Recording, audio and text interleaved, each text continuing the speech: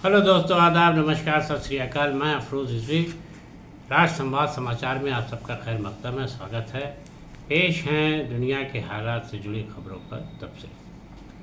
जब से ईरान ने अमेरिका को ये धमकी दी है या इसराइल को से कहा है कि अगर हम पर दोबारा हमला हुआ तो बहुत ही ख़तरनाक अंजाम होगा, तो अब अमेरिका इस बात से घबरा गया है। उधर अमेरिका में भी अपनी इंटेलिजेंस रिपोर्ट जो आई है उसमें कहा गया है कि अमेरिका ने जो तैयारी की है वो बहुत ही ज़बरदस्त है। अगर दोबारा अमेरिका हमला करता है तो उसको बहुत बड़े नुकसान से गुजरना होगा।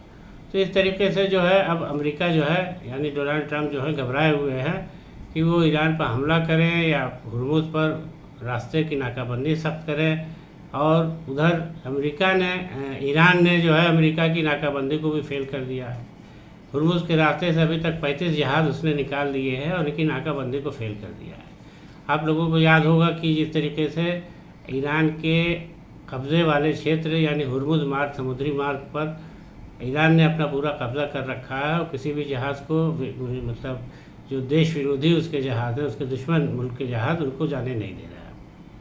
तो इसको देखते हुए पहले अमेरिका राष्ट्रपति डोनाल्ड ट्रंप ने सारी दुनिया के देशों से ये अपील की थी कि सभी के जहाज़ आ जा रहे हैं, सब लोग मिल करके इस पर करें।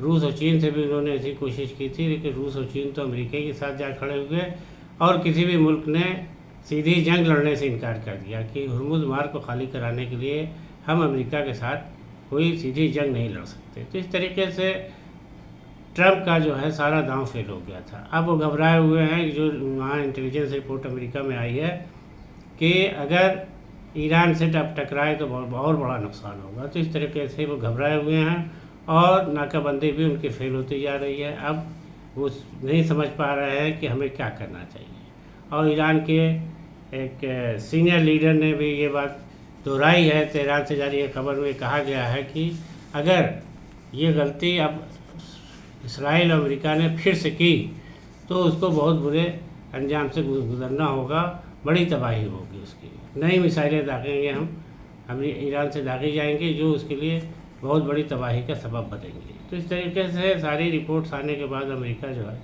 अब चारों तरफ से घिरता जा रहा है और उसको ये नहीं समझ में आ रहा है कि हम जंग छेड़ करके तो फंस गए। डोनाल्ड ट्रंप को बिल्कुल पूरी तरीके से जो है अब मॉरली ये महसूस डाउन हो रहे हैं कि उनको नहीं समझ में आ रहा है कि सारी दुनिया में जो हमारा सिक्का चलता था, अब हम घबराए मामूली सी बातों को जवाब नहीं दे पा रहे हैं ईरान का।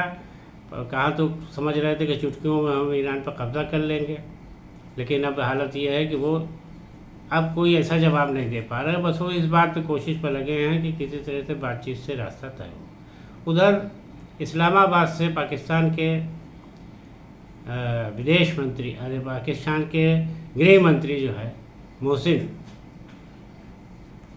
पाकिस्तान से मध्यस्थता कराने के चक्कर में ईरान गए हुए हैं। वहाँ विदेश मंत्री अब्बास अराग़ची से उनकी मुलाकात हुई है और समझा जा रहा है कि जो रिपोर्ट्स अमेरिका से जारी हुई ईरान से जारी की गई हैं उसमें कहा गया है कि पाकिस्तान के वज़ीर जो ईरान तशरीफ़ लाए हैं उन्होंने यहाँ पर ये बातचीत की है अफसरों से, ईरानी अफसरों से, कि जो तजवीज़ पेश की गई है उसको आगे बढ़ाने के लिए और क्या किया जा सकता है। तो यानी वो ये इस कोशिश में गए हैं कि पाकिस्तान की जो मध्यस्थता है उसके तहत कोई बात निकल आए। आपको याद होगा कि 18 अप्रैल को ये सीज़ फायर हुआ था और तब से पाकिस्तान से यानी इस्लामाबाद से कई बैठकें हुई, कोशिशें की गई, लेकिन कोई हल न निकल पाया। पूरी तरह नाकाम रहा मिशन मध्यस्थता का। तो बहरहाल अब एक बार और कोशिश की जा रही है।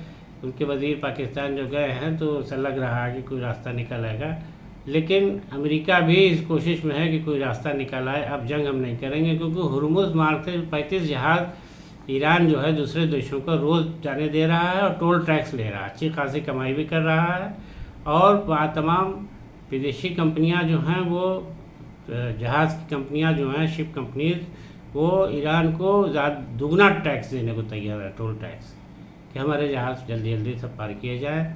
जो ईंधन के जहाज़, हमारे तेल के ऑयल के जहाज़ हैं, वो हमको सुरक्षित बाहर पहुंचा दिया जाए। तो इस तरीके से ईरान ने ऐसा अपना वहाँ नियंत्रण मजबूत किया है और उस पार पर कि अमेरिका की कुछ नहीं चल पा रही है। 35 जहाज़ रोज़ जा रहे हैं, ईरान की कमाई भी हो रही है और जहाज़ भी जा रहे हैं, और ईरान कुछ नहीं, अमेरिका कुछ नहीं कर पा रहा, उसकी सारी नाकाबंदी फेल होती जा रही है।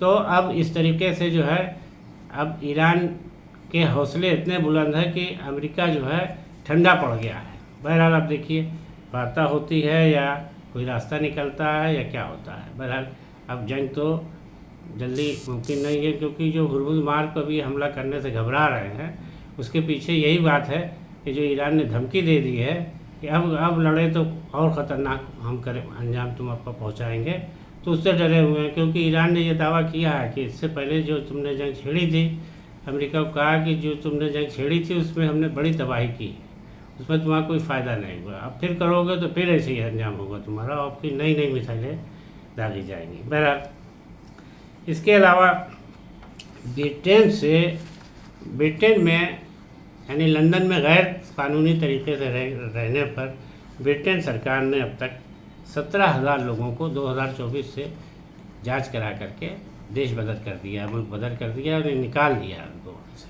बताया जा रहा है कि ये लोग जो है वहाँ पर बग़ैर वीज़े के, बग़ैर सही कागजात के रह रहे थे, और इमिग्रेशन की जांच और उसके कानून को मजबूत करने और अपनी सरहद की हिफाजत को मजबूत करने के लिए ये ब्रिटेन सरकार ने कदम उठाया है कि वहाँ पर इस तरह की जांच कराई जाए कि कितने लोग ऐसे हैं जो बग़ैर घुसपैठ के रह रहे हैं, जो बग़ैर कागज़ के रह रहे हैं, इनके पास इमिग्रेशन के कोई कागज़ नहीं है।